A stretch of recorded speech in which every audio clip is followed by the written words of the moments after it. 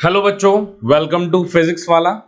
आज हम लोग वर्क पावर एंड एनर्जी की डीपीपी नंबर 04 का डिस्कशन करने वाले। तो चलिए शुरू करते हैं अपने पहले सवाल से। हमारा फर्स्ट क्वेश्चन बेटा कह रहा है, a body is dropped from a height h when loss in its potential energy is u। बेटा h हाइट से हमने ड्रॉप किया है, ड्रॉप मींस u क्या हो जाएगा, 0। क्लियर है।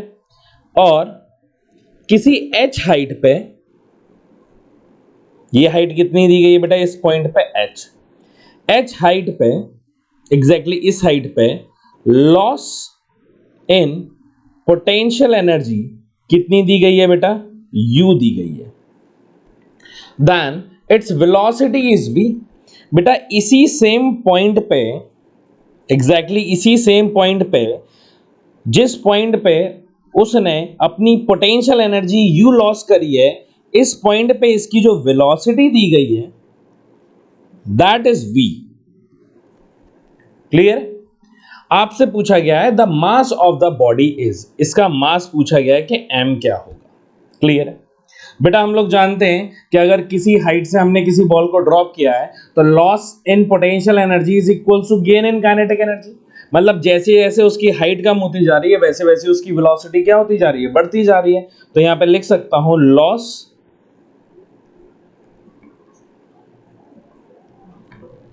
Loss in potential energy is equals to gain in kinetic energy के बराबर। लॉस इन पोटेंशियल एनर्जी कितना दिया गया है बेटा, क्वेश्चन में दिया गया है u, तो यहां पे लिखो u बढ़िया से।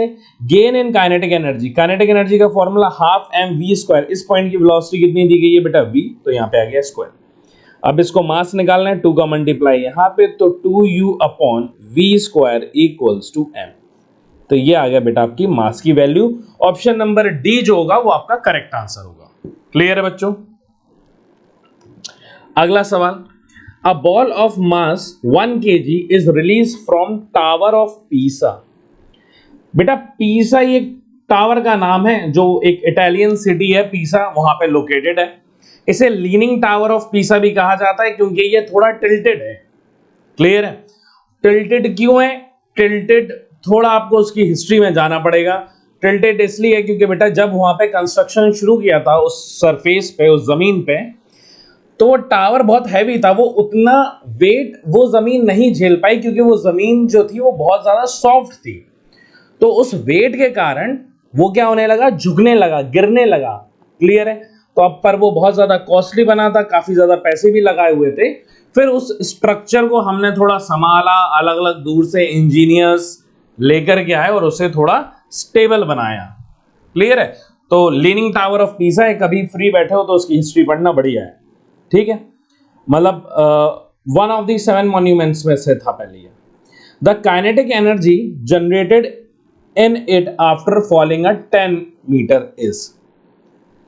10 मीटर, 10 मीटर गिरने के बाद आपको बताना है कि इसके पास कितनी काइनेटिक एनर्जी होगी।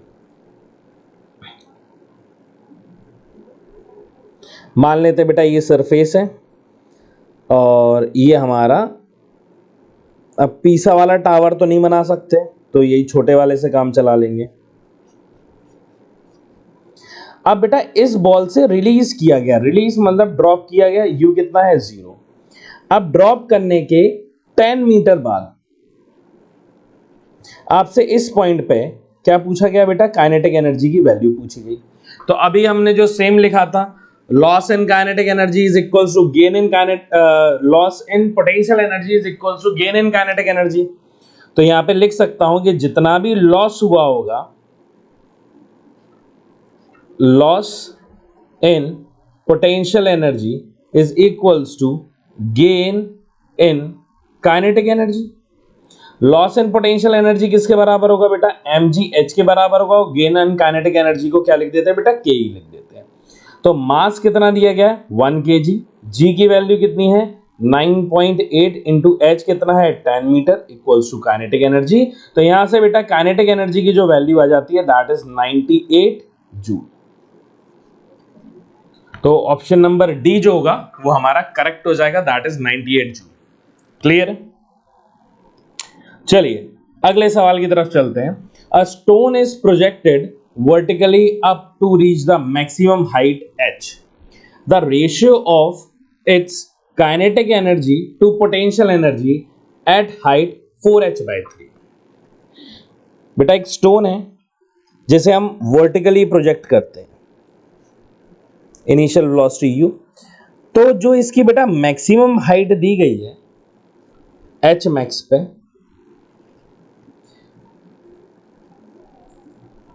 तो वेलोसिटी हमारी क्या हो जाएगी मैक्सिमम हाइट पे? वेलोसिटी तो जीरो हो जाएगी। आपसे पूछा गया है मैक्सिमम हाइट दी भी कितनी गई है बेटा? ये h हाइट दी गई है h। आपसे पूछा गया the ratio of kinetic energy and potential energy at height 4h/3। बेटा मान लेते हैं ये वो हाइट है, this height is 4h/5। 4h/5 पे यहां पे बेटा आपसे रेशियो पूछा गया है किसका? काइनेटिक एनर्जी का और पोटेंशियल एनर्जी का।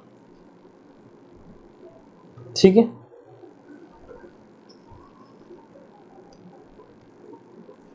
इन दोनों का रेशियो निकालना है।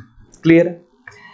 अगर बेटा इस पॉइंट की हम लोग बात करें, जब वो मैक्सिमम हाइट पे है, तो टोटल एनर्जी यहां पे बेटा सारी कंजर्वेटिव फोर्स है, तो यहां पे मैं बोल सकता हूं potential energy plus kinetic energy के बराबर होगी हमारी टोटल एनर्जी। क्लियर है? और अगर मैं h मैक्सिमम की बात करूं और मैक्सिमम हाइट कितनी दी गई है? h दी गई है, तो वहां पे बेटा हमारी वेलोसिटी कितनी होगी? जीरो। अगर वेलोसिटी जीरो है तो मैक्सिमम हाइट पे काइनेटिक एनर्जी भी क्या होगी? जीरो होगी।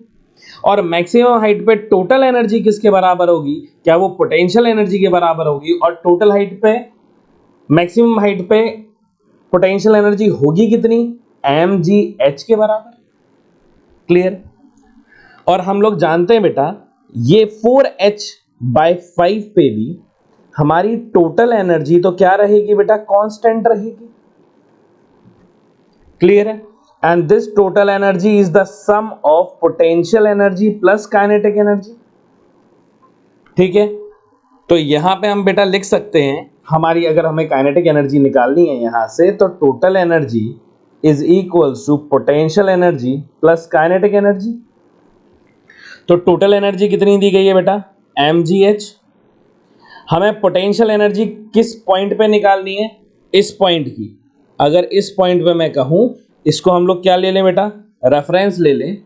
और इस पॉइंट पे कहूं मैं,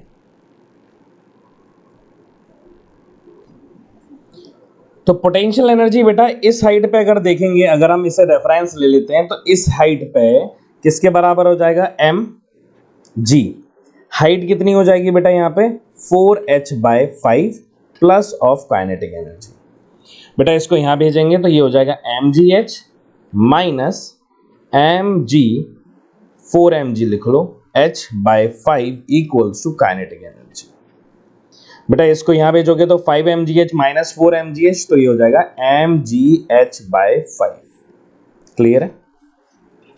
तो बेटा इस पॉइंट की आपको जो काइनेटिक एनर्जी और पोटेंशियल एनर्जी का रेशियो चाहिए था, वो हमें यहाँ पे वैल्यूज पता चल गई हैं कि यहाँ पे हमारी kinetic energy upon potential energy equals to, kinetic energy कितनी निकाल ली बेटा आपने? mgh/5 अपॉन पोटेंशियल एनर्जी बेटा इस पॉइंट पे किसके बराबर है? mgh के बराबर है, तो ये कितना हो जाएगा? mgh कितना है बेटा? 4h/5। mg से mg कैंसल आउट, h से h, 5 से 5, तो यहाँ पे kinetic energy upon potential energy का जो रेशियो आ गया दैट इज 1/4, जिसे हम लिख सकते हैं 1:4। ये आपका आंसर आ जाएगा। क्लियर है? चलिए अगले सवाल की तरफ चलते हैं। नेक्स्ट क्वेश्चन कह रहा है a block of mass 16 kg is moving on a frictionless horizontal surface with a velocity of 4 meter per second comes to rest after pressing a spring. If the force constant of the spring is 100 Newton per meter, then the compression in the spring is. पहले बेटा diagram समझो। ठीक है, तो यहां से बेटा ये ब्लॉक है जिसका मास m है और m कितना है? 16 kg। वो बेटा इस डायरेक्शन में आ रहा है with 16 metre per second, 4 metre per second. ठीक है। यहां पे क्या लगी हुई है बेटा, स्प्रिंग, जिसका स्प्रिंग कांस्टेंट के कितना दिया गया है, that is 100 newton meter. Clear. अब जैसे ही बेटा ये इससे इसके पास जा रहा है जा रहा है जा रहा है, अब जैसे ही ये इसे प्रेस करेगा तो नेक्स्ट सिचुएशन देखना क्या होगी। क्या बेटा ये स्प्रिंग बिल्कुल दब चुकी होगी, हाँ या ना। और यहां पे ब्लॉक आपका मैक्सिमम जब कंप्रेशन होगा, दैट मींस मेरी फाइनल वेलोसिटी क्या हो गई है, 0। अगर मैं इस लेंथ को देखूं तो बेटा यही क्या है, मेरा डिफ्लेक्शन है x। क्लियर है कि नहीं है, मतलब इनिशियल वेलोसिटी मेरी 4 है, फाइनल वेलोसिटी कितनी है बेटा, मेरी 0 है। और यहां पे जो रोकने में जिसने फोर्स लगाई है वो कौन सी फोर्स है बेटा, यहां पे कौन सी फोर्स लग रही होगी, that is spring force, FSP। मतलब स्प्रिंग ने फोर्स लगा के बेटा इसको 4 मीटर पर सेकेंड से 0 मीटर पर सेकेंड कर दिया है। क्लियर है कि नहीं है। तो यहां पे आपको क्या निकालना है, कंप्रेशन निकालना है। तो यहां पे मैं लिख सकता हूं बेटा, work done by all forces is equals to change in kinetic energy. अब ऑल फोर्सेस कौन सी हैं बेटा, एक तो देखो यहां पे लग रही होगी mg, और आगे क्या है डिस्प्लेसमेंट s, इन दोनों के बीच में एंगल 90, तो mg का तो वर्क डन 0 आएगा। अब रहा किसका वर्क डन बेटा, रहा सिर्फ और सिर्फ एक चीज का वर्क डन, क्योंकि जब ये बॉक्स आगे की तरफ v वेलोसिटी से जा रहा होगा तो इसका डिस्प्लेसमेंट की डायरेक्शन क्या हो गई, आगे की तरफ s, और पीछे कौन सा फोर्स लग रहा है बेटा, स्प्रिंग फोर्स। अब ये एंगल कितना लग रहा है, 180 डिग्री। ठीक है। तो यहां पे ऑल फोर्सेस कौन सी आ रही है, एक तो बेटा वर्क डन आएगा आपका स्प्रिंग फोर्स का, प्लस वर्क डन आएगा आपका mg का, that is equal to change in kinetic energy. तो kinetic energy final minus kinetic energy initial. तो देखो काइनेटिक एनर्जी बेटा फाइनल तो क्या हो गई हमारी 0, क्योंकि फाइनली तो वो रेस्ट पे आ गया। ठीक है, mg का भी वर्क डन 0 है, क्योंकि बेटा mg और डिस्प्लेसमेंट के बीच में एंगल जो बन रहा है दैट इज 90 डिग्री। तो स्प्रिंग फोर्स किसके बराबर हो जाएगा, तो वो हो जाएगा half k x square. Clear है, माइनस का आएगा क्योंकि बेटा डायरेक्शन अपोजिट है, equals to minus kinetic energy initial. Clear है, माइनस से माइनस कट गए, half k x square equals to half m v square. Clear है बच्चों, तो हाफ से हाफ गुजर गए, के की वैल्यू कितनी दी गई है, that is 100 into x square equals to mass कितना है 16, वेलोसिटी कितना है 4 का स्क्वायर। क्लियर है बच्चों, तो यहां पे आ जाएगा एक्स स्क्वायर इक्वल्स टू 128 आ जाएगा यहां पे, और बेटा यहां पे 4 करेंगे तो ये आ जाएगा लगभग 256। ठीक है, तो x की वैल्यू क्या आ जाएगी, अंडर रूट ऑफ 256, और ये बेटा 256 किसका स्क्वायर है, 1.6 का। क्लियर है, तो 1.6 मीटर इज योर आंसर। तो ऑप्शन नंबर बी जो रहेगा वो हमारा करेक्ट हो जाएगा। क्लियर है बच्चों, चलिए नेक्स्ट क्वेश्चन की तरफ चलते हैं। अगला सवाल कह रहा है, the mass of 0.5 kg moving with the speed of 1.5 metre per second on a horizontal smooth surface collides with nearly weightless spring of force constant k equals to 15 newton per metre, the maximum compression of the spring will be. Spring का maximum compression बताना है बेटा, मास कितना दिया गया है, that is 0.5, और velocity is 1.5 metre per second. और अब यहां पे हमें पता है कि बेटा जब हम इसे मैक्सिमम कंप्रेस करेंगे तो मैक्सिमम कंप्रेशन कब होगा, मैक्सिमम कंप्रेशन होगा जब ये बिल्कुल बॉक्स इसको दबा चुका होगा बेटा, मतलब फाइनल वेलोसिटी क्या हो चुकी होगी, 0। तो सीधा सीधा लगा सकते हैं बेटा यहां पे क्या, कि work done by all forces is equals to change in kinetic energy. तो वर्क देखो mg का तो 0 हो जाएगा, सिर्फ किसका आएगा, स्प्रिंग का, तो डायरेक्ट लिख सकता हूं half k x square equals to, बेटा फाइनल वेलोसिटी तो 0 है, इनिशियल है, उसको लिख दो हाफ एम वी स्क्वायर के बराबर। क्लियर है बेटा, हाफ से हाफ कैंसिल आउट हो गए, तो यहां पे आपको x पता करना है, तो x square equals to m v square by k हो जाएगा। यहाँ पे x इक्वल्स टू तो under root m by k और v बाहर, तो x की वैल्यू आ जाएगी बेटा under root of 0.5 upon 50 into 1.5। Clear है? इसे बेटा यहां से अगर हम लोग सॉल्व करेंगे तो हमारा आंसर आ जाएगा 0.15 मीटर्स। क्लियर है? तो ऑप्शन नंबर डी जो रहेगा that is our correct answer.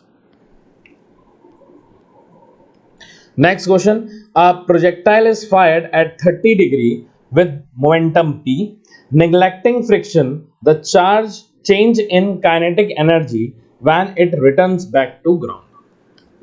ठीक है बेटा, यहां से हमने बॉल फेंकी विथ वेलोसिटी u। ठीक है, एंगल कितना दिया गया है? 30 डिग्री। मोमेंटम p है क्योंकि इसका कुछ मास m होगा और ये v वेलोसिटी से जा रहा है।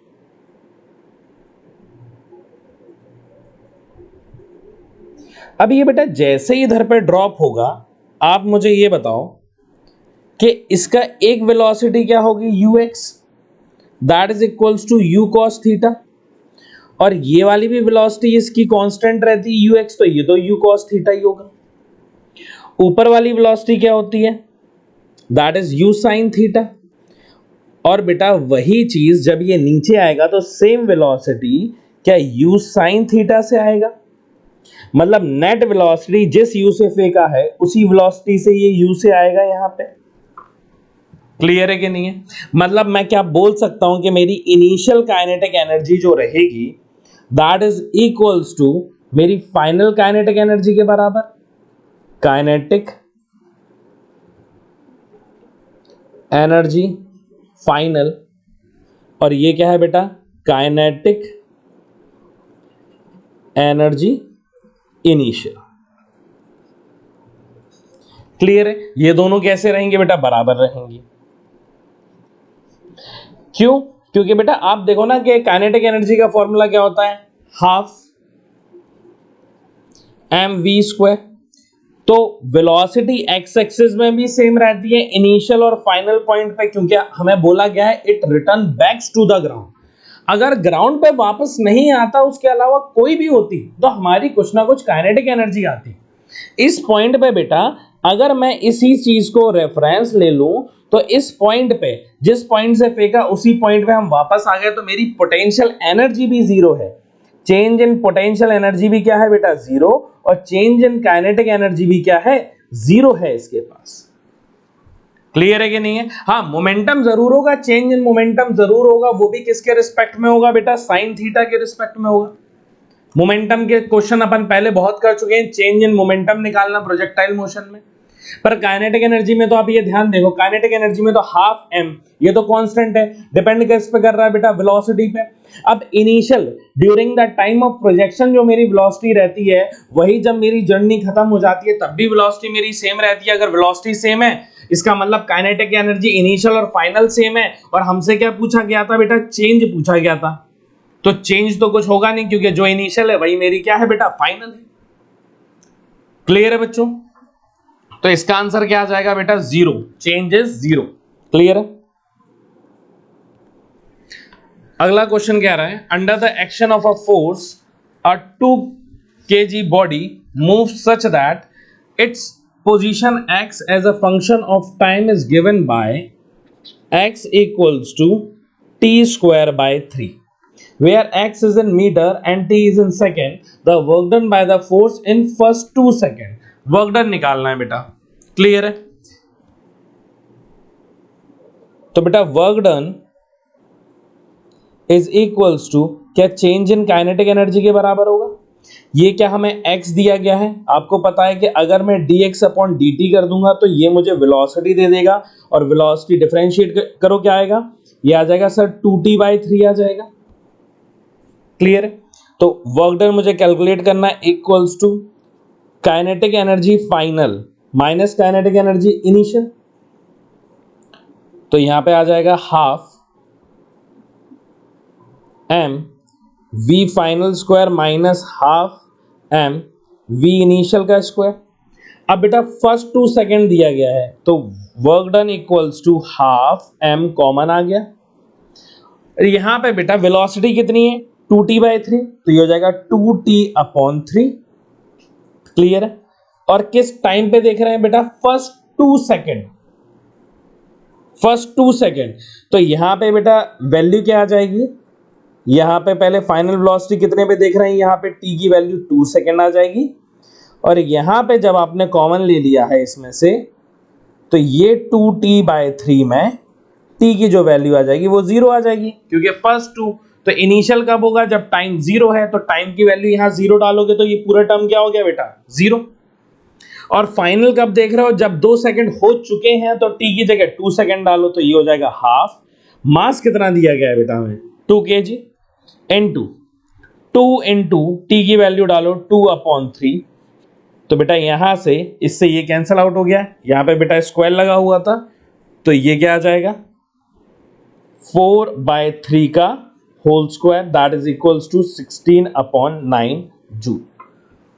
क्लियर है बेटा, यहां पे स्क्वायर आएगा क्योंकि हाफ एम वी स्क्वायर है ना, हाफ एम तो कॉमन ले लिया, अब वी स्क्वायर आएगा।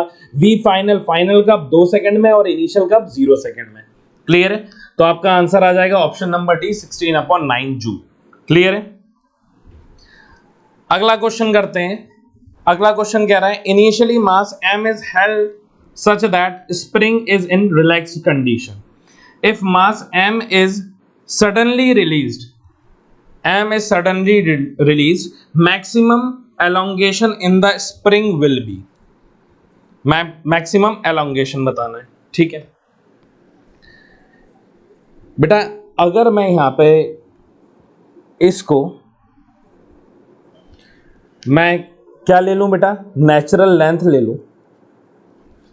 क्लियर है, और अगर मैंने यहां से हाथ हटा दिया तो यहां पे वर्क किसने किया है पूरा का पूरा, तो बेटा मान लेता हूं इधर से ये जो नीचे आया है उसे ले कौन जा रहा है, इस पे ध्यान दे। देखो नीचे फोर्स कौन सी लग रही है, mg, और मान लेता हूं ये x लेंथ तक नीचे आया। किस पॉइंट तक बेटा, x लेंथ तक ये नीचे आया। क्लियर है, और अगर आपसे पूछा गया मैक्सिमम एलोंगेशन, तो मैक्सिमम एलोंगेशन का क्या मतलब है बेटा, जिस पॉइंट पे इसकी वेलोसिटी 0 हो जाएगी तभी तो ये सबसे ज्यादा एलोंगेट होगा। क्लियर है, क्योंकि अभी ये mg की वजह से नीचे जा रहा है, जब बेटा इसकी वेलोसिटी 0 हो जाएगी एट दैट पॉइंट, इसका मतलब यहां पे ये हो जाएगा कि ऊपर वाला स्प्रिंग फोर्स किसके बराबर हो जाएगा, नीचे वाला mg के बराबर हो जाएगा, तभी तो ये बैलेंस हो जाएगा, और इस पॉइंट पे इसकी वेलोसिटी क्या हो जाएगी, 0। तो अगर मैं यहां पे वर्क डन देखूं, work done by all forces is equals to change in kinetic energy. तो बेटा इनिशियली हमने रेस्ट से रिलीज किया गया, दैट मींस यहां पे भी u 0 है, फाइनल भी 0 है, मतलब काइनेटिक एनर्जी तो क्या आ गई, 0। क्लियर, अगर ये x हाइट तक गया है तो बेटा ग्रेविटेशन का वर्क डन, क्योंकि mg भी नीचे और डिस्प्लेसमेंट भी नीचे, तो mg डिस्प्लेसमेंट x ये तो पॉजिटिव हो गया क्योंकि दोनों की डायरेक्शन सेम है, थीटा क्या बन रहा होगा, 0 डिग्री। पर अगर स्प्रिंग फोर्स देखूं तो बेटा स्प्रिंग फोर्स देखो कहां लग रहा होगा, स्प्रिंग फोर्स लग रहा होगा FSP, कहां की तरफ, ऊपर की तरफ। तो बेटा ऊपर की तरफ, और इसका डिस्प्लेसमेंट s कहां हो रहा होगा, नीचे की तरफ। एंगल कितना होगा, 180 डिग्री, मतलब ये कितना आ जाएगा बेटा इसका work done, half kx² negative, that is equals to 0। तो हम लिख सकते हैं mgx equals to half kx²। बेटा एक x से ये कैंसिल आउट हो गया, यहाँ पे मल्टीप्लाई हो जाएगा, x हमें निकालना है, तो 2mg/k equals to x।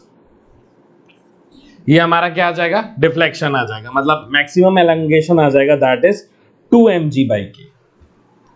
Clear है बच्चों, चलिए नेक्स्ट क्वेश्चन की तरफ चलते हैं। अगला सवाल बेटा हमसे कह रहा है a block of mass m moving with velocity v0 on a smooth horizontal surface hits the spring constant k as shown, the maximum compression। maximum compression कब होगा बेटा, जब हमारी फाइनल वेलोसिटी, देखो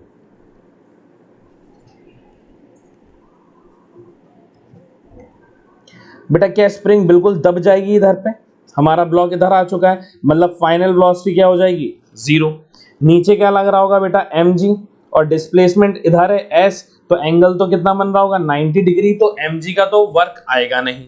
क्लियर है, तो यहां पे सिर्फ क्या है, स्प्रिंग फोर्स है, तो स्प्रिंग फोर्स का वर्क डन कितना होता है, हाफ kx², और that is equals to change in kinetic energy, final तो जीरो है, इनिशियल कितनी है, हाफ एम वी नॉट का स्क्वायर।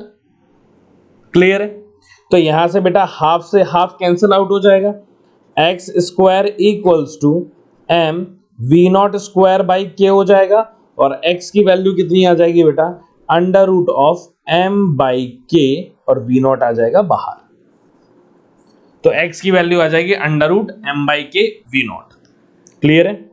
तो हमारा ऑप्शन नंबर बी जो होगा दैट इज करेक्ट। क्लियर है बच्चों? चलिए अगले सवाल की तरफ चलते हैं। नेक्स्ट क्वेश्चन कह रहा है, a particle of mass 0.1 kg is subjected to a force which varies with distance as shown. If it starts its journey from rest at x equals to 0, then its velocity at x equals to 12 meter is. Velocity बताना है। क्या बेटा यहां पे मैं बोल सकता हूं work done is equals to change in kinetic energy. अगर रेस्ट से स्टार्ट हुआ है तो इनिशियल तो जीरो हो गई, क्या ये फाइनल काइनेटिक एनर्जी के बराबर हो जाएगा? अब मुझे क्या निकालना है, सिर्फ वर्क डन निकालना है, क्योंकि वर्क डन ही काइनेटिक एनर्जी के बराबर होगा। और बेटा area under the F x graph का जो एरिया रहता है, work done equals to integral F d x. तो एरिया अंडर ग्राफ निकाल लेता हूं तो वो वर्क डन के बराबर हो जाएगा। अब बेटा क्या ये वाली चीज आपको एक ट्राइंगल दिख रहा है, तो आइए इसको लिख सकता हूं half base into height that is 10, तो ये 2, बेटा ये कितना आ रहा है 20। क्लियर है? ऐसे ही अगर बेटा मैं इसको निकालूंगा तो ये वाली लेंथ है, this length is 8 minus 4 that is 4, और हाइट कितनी है 10, तो 4 इंटू 10 दैट इज 40। और अगर ये वाला पार्ट बेटा देखेंगे, ये वाला जो ट्राइंगल रहेगा that is also a triangle, तो हाफ बेस कितना है बेटा 12 माइनस 8 दैट इज 4 इंटू 10, तो ये 2, तो ये भी कितना आ जाएगा 20, तो ये भी 20, ये भी 20, ये भी, और ये 40।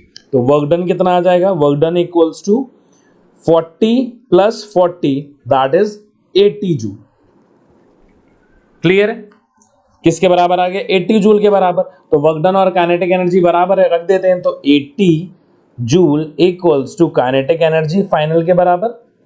तो 80 equals to kinetic energy that is half m v square, तो 80 इक्वल्स टू हाफ, मास कितना दिया गया बेटा 0.1, और वेलोसिटी हमें निकालना है।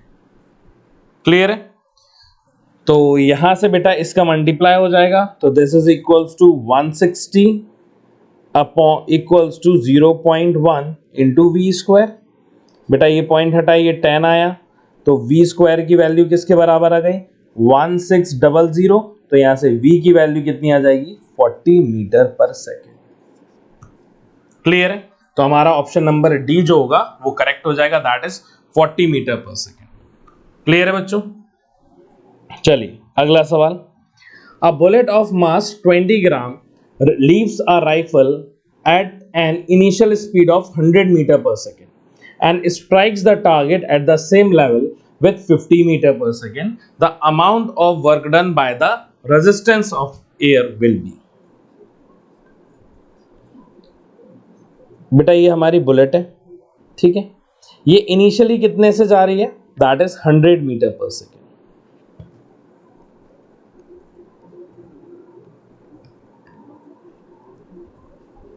और इसका मास कितना दिया गया है, दैट इज 20 ग्राम। क्लियर? अब यहां पे बेटा मान लो कि कोई टारगेट है,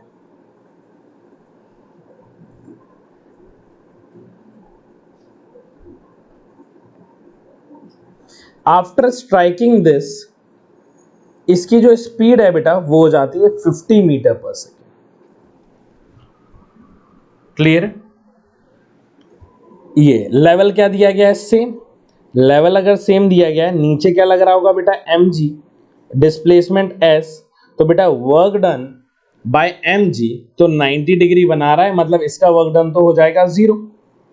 तो अगर वेलोसिटी कम हुई है तो ये हुई किसके वजह से बेटा, एयर रेजिस्टेंस के कारण, क्योंकि जब ये वेलोसिटी बुलेट आगे जा रही होगी बेटा, इसको एयर रेजिस्टेंस जो फोर्स लगा रही होगी वो कहां पे लगा रही होगी, पीछे की तरफ रोकने की कोशिश कर रहे होंगे। इसकी वेलोसिटी की डायरेक्शन ये है। तो यहां पे मैं लिख सकता हूं वर्क डन बाय एयर, ठीक है, work done by all forces, तो mg का तो वर्क डन 0 है, तो वर्क डन किसका आएगा, एयर ही का आएगा, that is equal to change in kinetic energy. इसे लिख सकता हूं मैं हाफ m v फाइनल का square minus half m v initial का स्क्वायर, ये आ जाएगा।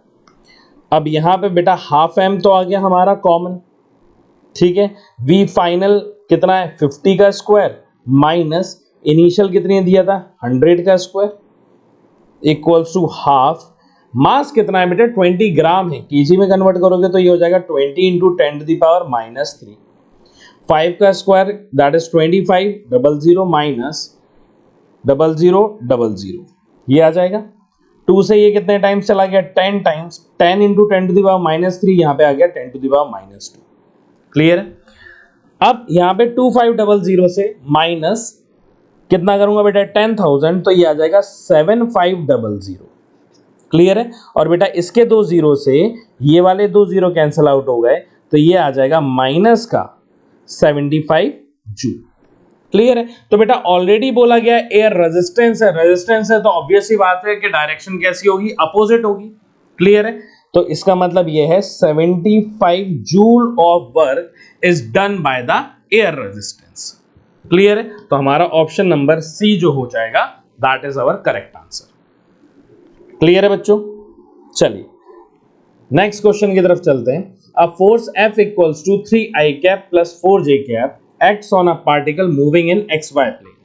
Starting from origin, the particle first go to x direction to the point 4, 0, ठीक है, and then parallel to y that is 4, 3, the total work done by the force on the particle is, work done calculate करना है बेटा। Force की value क्या दी गई है, F equals to 3i cap plus 4j cap, ठीक है। Initially कहां से कहां गया बेटा 0, 0 से 4, 0 तक गया पहले, तो मैं इसे क्या लिखूंगा वर्क डन फर्स्ट वाला that is force into displacement, तो फोर्स कितनी है 3i cap plus 4j cap, और बेटा डायरेक्शन कौन सा एक्स एक्सिस का है, मतलब किस में गए 4i कैप में, तो वर्क डन क्या आ जाएगा फर्स्ट वाला बेटा from this point two this point 4 3 जा 12 that is 12 joule, J cap में तो गया नहीं है। अगले पार्ट में देखेंगे बेटा यहां से यहां तक का पार्ट है दिस इज W1, और यहां से यहां तक का पार्ट है दैट इज W2, तो नीचे से जब ऊपर गया है वो पार्ट कैसा हो जाएगा W2, W2 इक्वल्स टू कितना आ जाएगा, फोर्स तो सेम है 3i cap plus 4j cap. अब बेटा इस पॉइंट में जब वो गया तब उसने ट्रैवल सिर्फ और सिर्फ ध्यान से देखो किस में किया है, y एक्सिस में किया है, क्योंकि आप इधर से इधर तक बेटा अगर पोजीशन वेक्टर निकालेंगे मतलब x1, y1 और यहां पे x2, y2 करोगे और यहां पे आप निकालोगे change in position that is x2 minus x1 i cap plus y2 minus y1 करोगे, तो यहां पे बेटा x2 माइनस x1 की वैल्यू क्या आ जाएगी 0 आ जाएगी, बचेगा क्या सिर्फ y, मतलब 3 माइनस 0, तो ये आ जाएगा 3j कैप में, क्लियर है। तो i तो है नहीं, तो 4 3 जा 12, तो अगर टोटल वर्क डन देखोगे W total that is equals to W1 plus W2 के बराबर, और ये कितना दिया है 12 जूल प्लस 12 जूल, तो कुल मिला के आ जाएगा 24 जूल, तो आपका आंसर पॉजिटिव 24 जूल आंसर है, क्लियर है बच्चों। चलिए अगला सवाल, अगला सवाल में कह रहे हैं बेटा a block of mass √2 kg is release from top of a incline smooth surface as shown in figure if the spring constant is 100 Newton per meter and block comes to rest after compression of the spring of 1 meter, then the distance traveled by the block before it comes to rest, ठीक है बेटा distance बताना है rest पे आने से पहले, तो इधर से इधर तक तो जीरो होगा नहीं, सबसे पहले हम देख लेते हैं कि बेटा नीचे कितना गया है, क्लियर है। तो इसका अगर मैं बेटा फ्री बॉडी डायग्राम देखूं तो एक तो mg ये लगेगा और इसके होंगे दो कंपोनेंट, एक हो जाएगा ये और एक हो जाएगा अलोंग द इंक्लाइंड प्लेन। ये 45 तो ये भी 45, तो ये जो फोर्स आएगा दैट इज mg cos 45, और ये हमारा क्या है बेटा, नॉर्मल है। क्लियर है।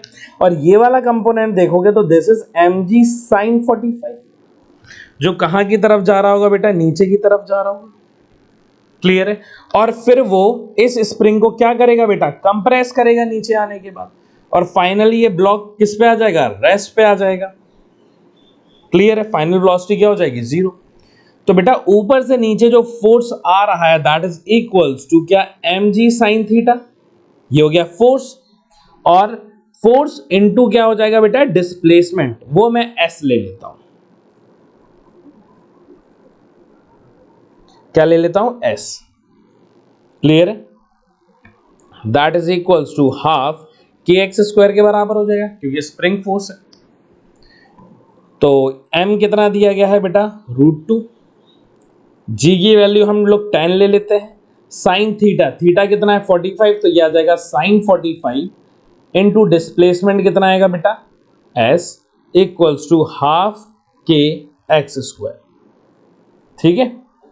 तो √2 इंटू 10 साइन 45 की value that is 1/√2 into displacement s equals to half k की वैल्यू कितनी है बेटा, 100 इंटू एक्स स्क्वायर। ठीक है। √2 से √2 कैंसल आउट हो गए बेटा, 2 से ये कितने टाइम्स चला जाएगा, 50 टाइम्स चला गया। क्लियर है। और ये 0 से ये 0 चला गया, तो s equals to 5 into x square, x कितना है 1 मीटर, मतलब 1 का स्क्वायर, तो s की वैल्यू कितनी आ जाएगी बेटा, 5 मीटर। तो कितना ट्रैवल किया है बेटा इस ब्लॉक ने, 5 मीटर ट्रैवल किया है। ठीक है। चलिए नेक्स्ट क्वेश्चन की तरफ आते हैं। नेक्स्ट क्वेश्चन कह रहा है, अ spring force constant k is first stretched by distance a।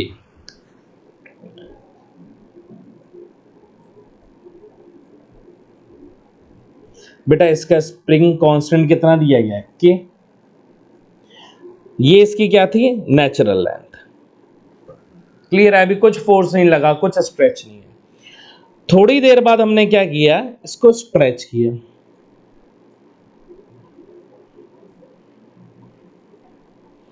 तो ये जो लेंथ जितना स्ट्रेच किया, ये स्ट्रेच लेंथ कितनी है, a है। अब हमारी स्प्रिंग इतनी हो चुकी है। क्लियर है। कांस्टेंट तो k ही चलेगा फ्रॉम इट्स नेचुरल लेंथ, ये नेचुरल लेंथ बोली। And then further by distance b, मतलब जब हमने a पे इसको खींच लिया तब भी हम नहीं माने, तब भी हम नहीं रुके, और हमने अब और ज्यादा खींच लिया।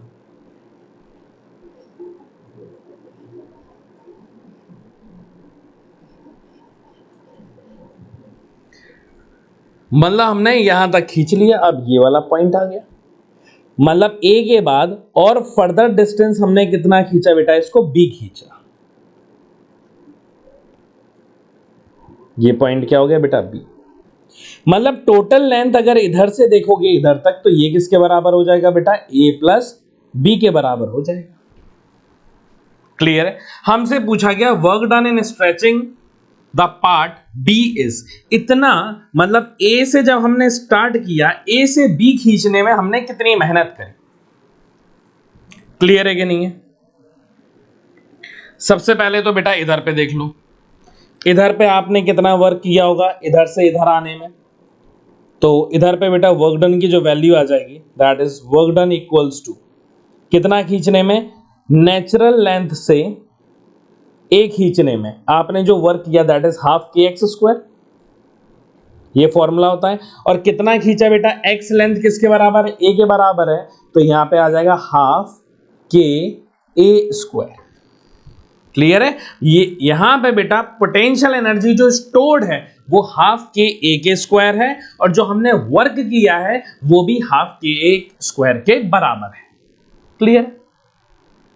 अब हमसे ये पूछा गया कि जब हमने इतना स्ट्रेच कर दिया तो कितना वर्क डन है, मतलब वर्क डन कहां से कहां तक बेटा, a से b ले गए। इसका भी फॉर्मूला क्या हो जाता है, हाफ के एक्स स्क्वायर। एक बात याद रखना, मन करे तो बेटा टैटू वैटू करवा लेना कि ये जो एक्स मेजर होता है ये this is always measured from the natural length. कई बच्चे गलती कर देते हैं, लेट जाते हैं स्प्रिंग के सवालों में, तो ये जो एक्स मेजर होगा वो नेचुरल लेंथ से मेजर होगा। तो अब नेचुरल लेंथ से अगर आप देखोगे तो टोटल लेंथ बेटा ये कितनी हो गई, ये ए प्लस बी के बराबर हो जाएगी। तो ये कितना हो गया, ए प्लस बी का होल स्क्वायर। क्लियर है कि नहीं है? अब आपको बताना है work done in stretching A से बी लाने में, मतलब work done from A to work done in B. तो क्या करूं बेटा, potential energy at B minus potential energy at A, क्योंकि वर्क डन पोटेंशियल एनर्जी के बराबर है। तो यहां पे क्या आ जाएगा, हाफ के एक्स, यहां पे बेटा एक्स नहीं आएगा, इसको साथ ही में लिख देता हूं, हाफ के ए प्लस बी का होल स्क्वायर। तो यहां पे आ जाएगा बेटा पोटेंशियल एनर्जी का आपका बी लिखना है पहले, तो हाफ के ए प्लस बी का होल स्क्वायर माइनस हाफ के ए स्क्वायर, क्योंकि बेटा यही चेंज इन पोटेंशियल एनर्जी किसके बराबर होगा बेटा, वर्क डन के बराबर होगा। Work done by conservative forces equals to change in potential energy, यही तो पढ़ा है हमने, डेल्टा यू के बराबर होता है। तो यहां पे क्या हो जाएगा बेटा, हाफ के कांस्टेंट ले लूं मैं, कॉमन ले लूं मैं, अंदर क्या बचेगा बेटा, देखो a प्लस बी का होल स्क्वायर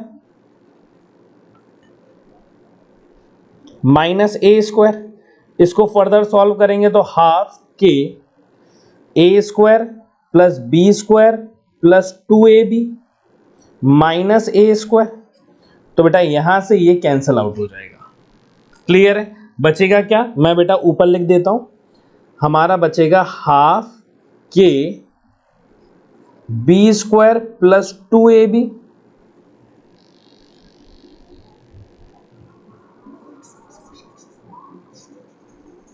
क्या बचेगा बेटा, यहां पे फिर से लिख देता हूं, half k b square plus 2ab। Clear है? बी यहां से कॉमन ले सकते हैं तो हो जाएगा half k B B plus 2a, ये हमारा आंसर आ जाएगा। क्लियर है बच्चों? कहां से कहां तक, ए से बी पे लाने पे। क्लियर है? ये थोड़ा याद रखना। तो ये आ जाएगा बेटा हमारा option number D, half k b 2a plus b के बराबर। क्लियर है बच्चों? Next question, a body of mass m is allowed to fall with the help of the spring with downward acceleration. एक मास m है, ऊपर क्या लगी हुई है बेटा, स्ट्रिंग, तो टेंशन आ रहा होगा, नीचे क्या लग रहा होगा, mg फोर्स। ठीक है, एक्सेलरेशन इसका कितना है, g/6 है, टू अ डिस्टेंस x, कितने हाइट तक गिरता है ये, x हाइट तक।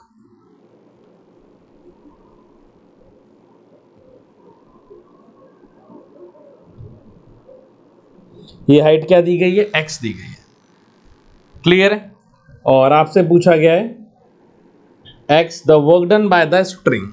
ठीक है बेटा, स्ट्रिंग का जो वर्क डन होगा मतलब टेंशन, मतलब फोर्स इनटू डिस्प्लेसमेंट, तो वर्क डन जो आएगा स्ट्रिंग का that is equals to force into displacement into cos theta. अब टेंशन तो लग रही है ऊपर और डिस्प्लेसमेंट कितना है, x है। क्लियर है? और ये जो हाइट x है वो हमें कितना दिया गया है, वो तो x के बराबर है, तो ये आ जाएगा tension force into x, displacement कितना है बेटा, x इंटू कॉस थीटा। बेटा टेंशन ऊपर लग रहा है, डिस्प्लेसमेंट कहाँ है, नीचे की तरफ, तो एंगल कितना बन रहा है 180, तो ये हो जाएगा cos 180 डिग्री। क्लियर है? तो cos 180 की वैल्यू क्या होती है, -1, तो -t इंटू एक्स के बराबर है। तो मतलब ये तो पता चल गया कि वर्क डन हमारा कैसा आएगा, नेगेटिव आएगा, तो बेटा ए और सी ऑप्शन तो कट जाते हैं। अब हमें बस निकालना है टेंशन की वैल्यू। डिस्प्लेसमेंट कहाँ है बेटा, इसने बोला है डाउनवर्ड की तरफ, तो टेंशन कैसे निकालेंगे, एनएलएम की इक्वेशन से।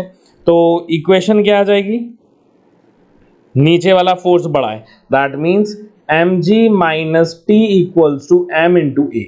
तो mg minus T equals to mass, acceleration कितना है बेटा g/6, ये इधर पे आ जाएगा तो ये हो जाएगा mg minus mg upon 6 equals to T, तो ये हो जाएगा माइनस का 5 mg/6 equals to T, sorry plus का, ठीक है 6 माइनस mg 5 mg/6। अब ये टेंशन की वैल्यू यहां रख दो, ये हो जाएगा माइनस का 5 mg अपॉन 6 और डिस्प्लेसमेंट कितना है बेटा x, तो आपका आंसर आ जाएगा बेटा 5 mgx अपॉन 6, ये आपका आंसर है वर्क डन बाय स्प्रिंग। तो ऑप्शन नंबर डी जो होगा वो करेक्ट हो जाएगा। क्लियर है बच्चों? Thank you so much. मैं उम्मीद करता हूं बेटा आपको ये डिस्कशन समझ में आया होगा। बाकी हम लोग अपनी नेक्स्ट डीपीपी के डिस्कशन में मिलते हैं। Thank you.